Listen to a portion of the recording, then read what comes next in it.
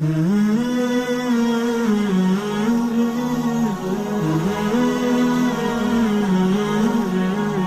بہت شکریہ جی، جزاک اللہ۔ بنت اقبال صاحبہ کراچی سے پوچھتی ہیں، شادی بیاہ میں عموماً بہت ساری اور رسمیں بھی ہیں، تو ایک رسم جس کا ہم بھی شکار ہوئے کئی دفعہ، یہ جوتا چھپائی والی رسم ہے، تو اس کے بس پیسے ویسے کی ڈیمانڈ ہوتی ہے، تو اس رسم کی کیا حیثیت ہے؟ جوتا چھپائی کی جو ہم نے تو جب بھی شادی کی ہمارے جوتے الحمدللہ کسی نے نہیں چھپائے، آپ ہی ہوں گے، اسی وجہ سے دوسری کے لائق قابل بھی ہو گئے تھے، ورنہ تو اتنے پیسے جوتا چھپائی میں دینے پڑتے ہیں کہ آدمی کی جیب خالی ہو جاتی ہے۔ بہرحال دیکھیں، اصول یہ ہے کہ لا یحل مال امرئ مسلم الا بطیب نفس منہ، نبی نے فرمایا کہ مسلمان کا مال اس کی دل کی مکمل رضا کے بغیر حلال نہیں ہے۔ تو اگر آپ سمجھتے ہیں کہ جوتا چھپا لیا اور وہ بیچارہ مجبور ہو کے دے رہا ہے، یعنی دل خوش نہیں ہے، وہ اس کو کھیل یا انٹرٹینمنٹ نہیں، وہ ایک عذاب میں آ گیا ہے، پھر آپ کے لیے حرام ہے۔ اور اگر آپ سمجھتے ہیں کہ وہ بھی دل کی خوشی سے دے رہا ہے تو جائز ہے، اور جہاں ڈاؤٹ ہوگا کہ خوشی ہے یا نہیں ہے تو وہاں پھر احتیاط والے پہلو کو ترجیح دی جائے گی۔ تو بہتر یہ ہے کہ جوتا چھپا کے پیسے لے کے واپس کر دیں بعد میں اس کو کہ بھائی ٹھیک ہے، تو واپس کر دیں اس کو، واپس کر دیں۔ بہت بہت شکریہ۔ ہینا صاحبہ ممبئی انڈیا سے سوال ہے ان کا، کورٹ سے خلا لینے پر کون سی طلاق واقع ہوگی، اور پاکستان میں جو کورٹ سے خلا لیا جاتا ہے جی اس کی شرعی حیثیت کیا ہے، اس کے اوپر بھی ذرا روشنی ڈالیے گا۔ بسم اللہ الرحمن الرحیم۔ پاکستان میں جو کورٹ سے خلا لی جاتی ہے اس کی شرعی حیثیت پر کوئی عمومی حکم نہیں لگایا جا سکتا۔ بعض دفعہ کورٹ کا فیصلہ شرعی بنیادوں پہ ہوتا ہے، بعض دفعہ اس کی کوئی شرعی بنیاد نہیں ہوتی، تو اس لیے یہ کہا جاتا ہے کہ جب بھی کوئی عدالت سے خلا لے، بلکہ خلا لینے سے پہلے اس کو چاہیے کہ علماء سے رابطہ کرے۔ مشہور ہمارے دارالفتہ ہیں، دارالعلوم کرنگی ہے، بنوری ٹاؤن ہے، جامعۃ الرشید ہے، یہاں سے وہ رابطہ، یا اور لاہور میں جو مدارس ہیں بڑے بڑے، رابطہ کرے عورت کہ میں اپنے شوہر سے علیحدگی چاہتی ہوں اس ظلم کی بیس پر، جو ظلم کر رہا ہے، تو مجھے اس کا شرعی طریقہ بتایا جائے، تو اس کو بنیاد بنا کے عدالت میں کیس کیا جائے۔ علماء یہ بتائیں گے پہلے تو آپ کے پاس یہ رائٹ ہے بھی یا نہیں ہے اس صورت میں، کیونکہ بعض دفعہ کوئی بنیاد ہوتی نہیں ہے اور عدالت ہر صورت میں بہرحال خلا دے دیتی ہے، ٹھیک ہے، تو وہ یا اگر آپ نے خلا لے لیا ہے تو پھر آپ کسی دارالفتہ سے رابطہ کریں، وہ بتائیں گے کہ عدالت نے جو اس میں پروسیس ہے وہ شرعی حساب سے پورا اس پروسیس کو پورا کیا ہے تو خلا کنسیڈر ہوگا، ورنہ کنسیڈر نہیں ہوگا۔ جن صورتوں میں خلا مانا جاتا ہے ان میں یہ دیکھا جائے گا کہ عدالت نے جو پیپر دیا ہے وہ صرف خلا کا لفظ ہے اس میں، تو وہ تو ایک طلاق بائن ہے، جی، یعنی ایک طلاق کے ساتھ نکاح ختم ہو گیا، دوبارہ نکاح ہوگا تو دو طلاقوں کا اختیار رہے گا، بشرطے کہ اس سے پہلے شوہر نے پہلے سے دو نہ دی ہوں، جی ٹھیک۔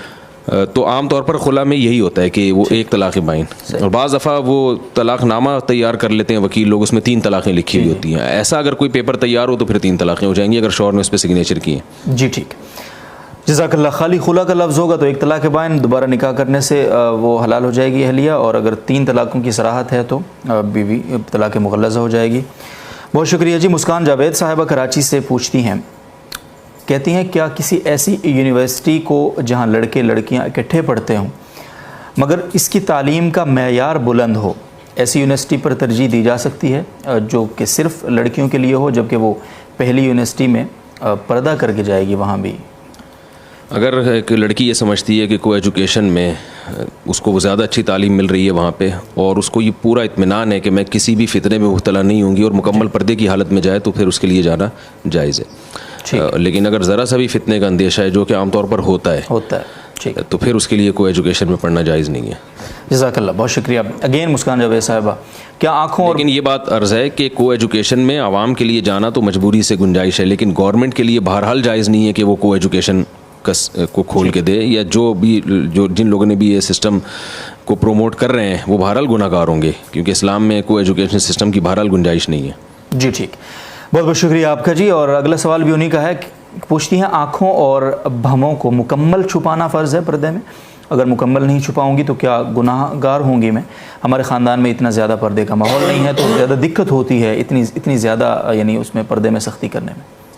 اصل حکم تو یہی ہے کہ عورت آنکھ بھی چھپائے جی، لیکن اگر وہ یہ سمجھتی ہیں کہ بہت زیادہ دقت ہو رہی ہے، مشکل ہو رہی ہے، تو some thing is better than nothing, ٹھیک، تو مجبوری میں آنکھیں کھولنے کی گنجائش ہے، اس سے تو بہرحال بہتر ہے کہ مکمل فیس کھلا ہو اور یہ بے پردہ ہو کے گھومے۔ جی ٹھیک، جزاک اللہ، بہت شکریہ جی۔ اگلا سوال ہے سید محمد عتیق صاحب کوئٹہ سے پوچھتے ہیں، ہونٹ کے نیچے داڑھی کا جو حصہ الگ سے ہوتا ہے، اس کا خاص نام بھی ہوتا ہے، مجھے ذہن میں نہیں ہے، اسے کاٹنے کا کیا حکم ہے جی؟ داڑھی کا جو حصہ ہونٹ کے نیچے، آج کل اس کے کاٹنے کا رواج بہت لوگوں میں بڑھ گیا، اور اس سے داڑھی کا حسن بھی خراب ہوتا ہے، اور یہ جائز نہیں ہے کیونکہ یہ داڑھی میں داخل ہے۔ दाढ़ी में दाखिल है जी। बहुत शुक्रिया। वाजिदुल्लाह साहब हंगू से पूछते हैं काला लिबास पहनना कैसा है शरई लिहाज से, हुक्म बताइएगा। मैंने सुना है कि हज़रत अली करमल्लाहु वजह फरमाते हैं कि ये जहन्नमियों का लिबास होगा।